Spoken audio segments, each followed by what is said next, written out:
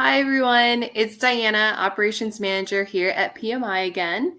And again, we are here with Letty Rising, elementary trainer with the Prepared Montessori Institute.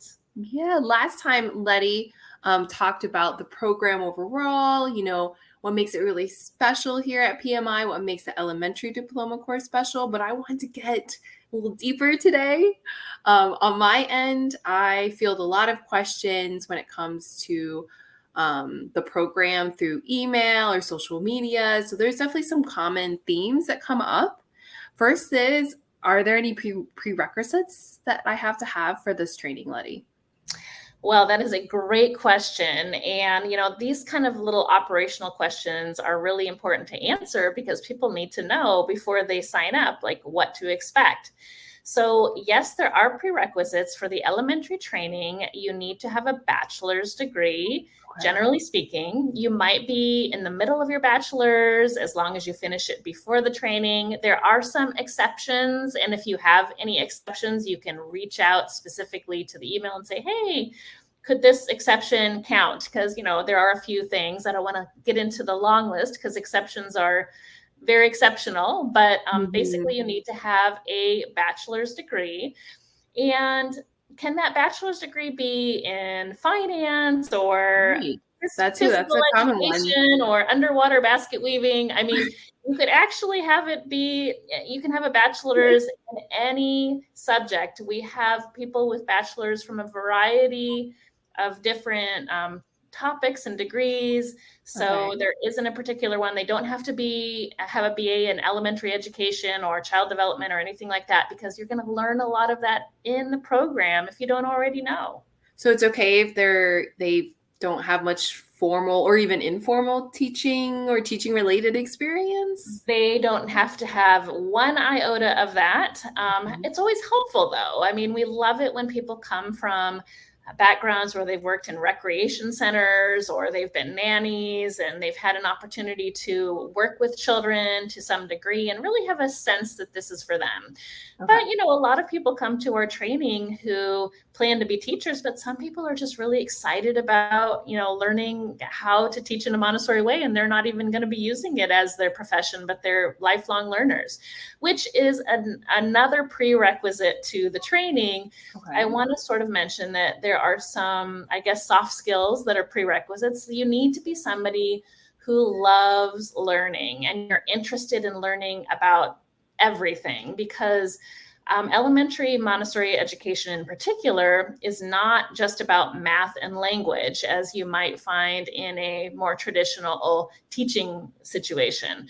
We have what's called cosmic education. So you're learning about history, geography, science, math, and you're likely going to learn things that you have never learned before. Even though this is elementary aged content, most of us have not learned 100% of what is there. So you need to be somebody who wants to learn, you like to learn, you're excited, you want to ask questions, and you're just open. You have an open mindset and you're excited about this new way of teaching and learning.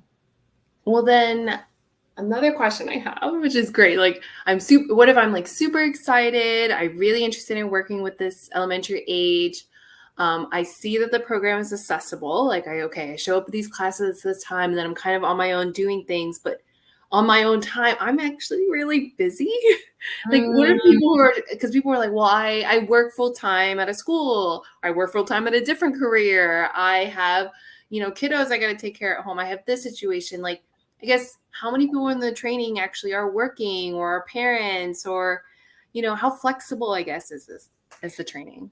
Well, this is a great question you're asking because, in the way back when times when I was in my Montessori training, a lot of people took training. They took time off to take the training, whether it be in the summer or during the school year. But these days, it is rare to find somebody who is just taking the training and not also working. Life is as such that people are busy. They're either working in their regular job before they jump into teaching, or they're working in a classroom already. We have people who are taking the training while they're in the classroom, which isn't our ideal scenario because we'd love for our classrooms to have trained teachers, but there's such a need for Montessori teachers and there's not enough. So we are busily trying to train people not only as quickly as we can, but also as effectively, and make sure that they are getting a high quality experience. So if your life is busy, this training is not for the faint of heart. It is a busy, long commitment, and you are going to be working hard. Talking about how long, how much? I know, how long, how much. So when we first started the training program, we were thinking, oh, maybe 6 to 8 hours a week. However, now we're looking at about 10 hours a week is what we're estimating that the work is taking. And that includes many things. That's your every other week, hour-and-a-half cohort meeting, your once a month, 3-hour guided practice. Then you are also in that in-between time creating presentation cards for every single lesson. You're going to be creating basically an outline of the presentations in your own words. And those cards are going to be helpful for you when you're in the classroom. You're going to be watching videos of every single lesson. You'll probably watch some of them 2 or 3 times, particularly if you are getting into square roots and cube roots and things like that. You are not going to get that on your first try. And again, that's the beauty of our training, is that you can watch these things several times, not just one time, and really get a deep knowledge and understanding of each lesson. And you're also videoing these lessons, and you are usually videoing maybe 2 lessons a week. So maybe like 4 for 2 weeks.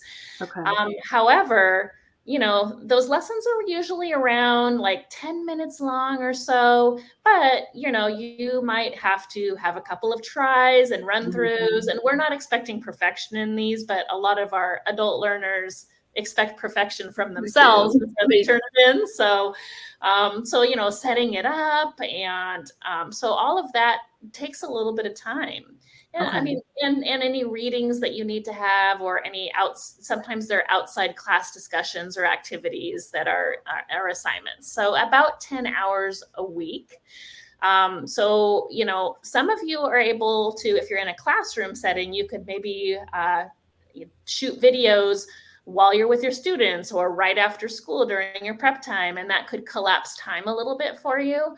But otherwise, about 10 hours a week. And then in the summer during the intensive for 2 weeks, you can expect to be busy 40 hours a week for each of those 2 weeks, because you're in class 5 hours a day, 6 days a week, plus there are outside assignments and activities to do.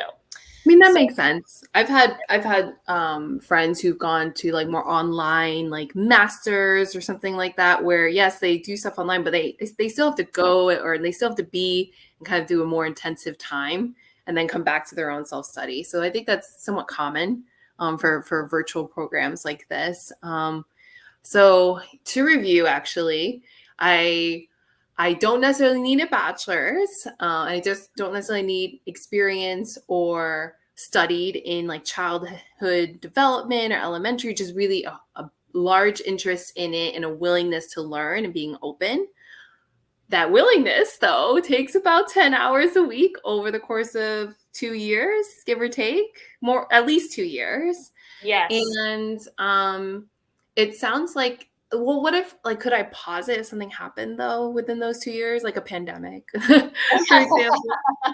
Yes, we are living during unprecedented times. And so we do have students who, for whatever reason, whether, you know, maybe they have an illness come up or some, you know, exceptional situation in their family, something has changed, they're going through a move or something, who say, you know what, I just can't keep going right now. Like, I'm going to fall behind. And we say, you know what? We have an option for you to take a pause, and you can jump in next semester with the next cohort. So we have had people take a pause, and, you know, everybody falls a little bit behind here and there. It's pretty normal. But if you are falling significantly behind, there's that opportunity to take a pause. However, you do need to finish the entire program within 3 years, I believe. So you cannot pause for too long, a semester or two, and then you're going to need to jump back in. But yes, and also just to kind of emphasize, a bachelor's is pretty much what we require. That's because that's a MACTE requirement, but there are some exceptions. And if there are, you can reach out to the hello@preparedmontessorian.com. Actually, I'm glad you had that at your fingertips. What is it? We have a few different emails that I know, but we play around with. Yeah. So, you all out there can always email hello@preparedmontessorian.com with all your burning questions. Today, I think we've really wrapped up a nice answers to what do I need to before this training, and if I'm busy, is it okay if I take it? So thank you so much, Letty. I think personally, from the operations side, we would really like to know more about this in the classroom and practice teaching. Let's go more into that another time. How's that sound? Absolutely. Let's do it. All right. Thanks so much. Yes, Take thank care. you so much for having me, Diana.